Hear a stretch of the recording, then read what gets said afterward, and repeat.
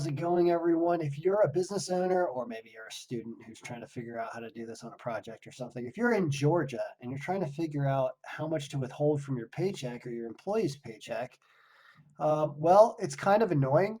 Georgia's really a little bit more cumbersome than it should be, but we're going to go as fast as we can to explain how to do it and how this file makes it easy to run payroll for your small business if you're in Georgia. All right, here we go. So if you are setting up an employee, you need to figure out how many W-4 federal allowances they have. Put it there. Are they married? Yes or no? Um, how many state allowances have? This is actually, you can just leave this blank because all it matters in Georgia is about how many dependents you have, okay? And also what your Georgia filing status is. Are you married filing jointly? Are you single? Are you married filing separate? So let's say you're single, which means you're not married probably, unless you're crazy. All right. And you can still have two dependents if you're single, but let's give you one because it's a little more normal. We're going with Louis Gohmert, one of my least favorite congressmen. I think he's from Georgia. So we put in some fake information in here. And once you've done that, if you also have an unemployment rate that was assigned to you by the state of Georgia, you would put that here if you have an unemployment rate. Then you can go and you can start filling in hours for your employees. Like your employees are all going to show up and you can say, what day did they work, how many hours. You can put all that stuff here, overtime hours, holiday hours. Then you go to this weekly data sheet.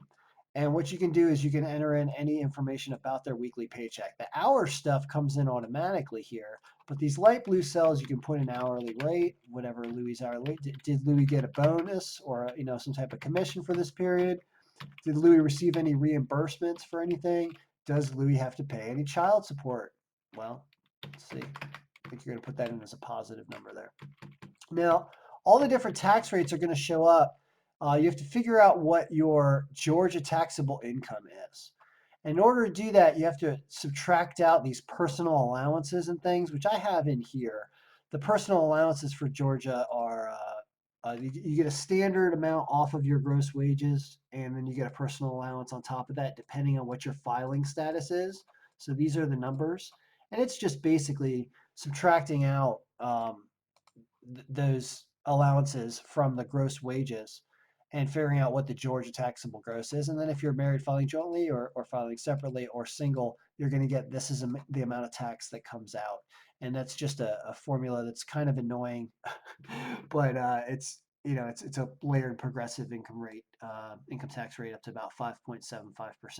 So you're automatic. You're good to go once you put in an hourly rate here, and you can just go over to the pay stub sheet and choose whatever date you want to choose, and you're going to get a new pay stub for whatever person you choose. In this case, Louis Gomer. I also have an area over here where this looks like a check, so you can print this area. Like if you set up a print area by going up here and going like page layout, print area, you can print this area. You can also copy this area down so you can do 3 at a time. I'll work on that for specific clients that need that. And yeah, so your pay stubs are here.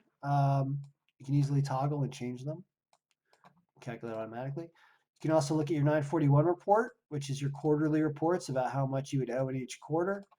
We don't have anything in the other quarters because we were just working in Q1 there.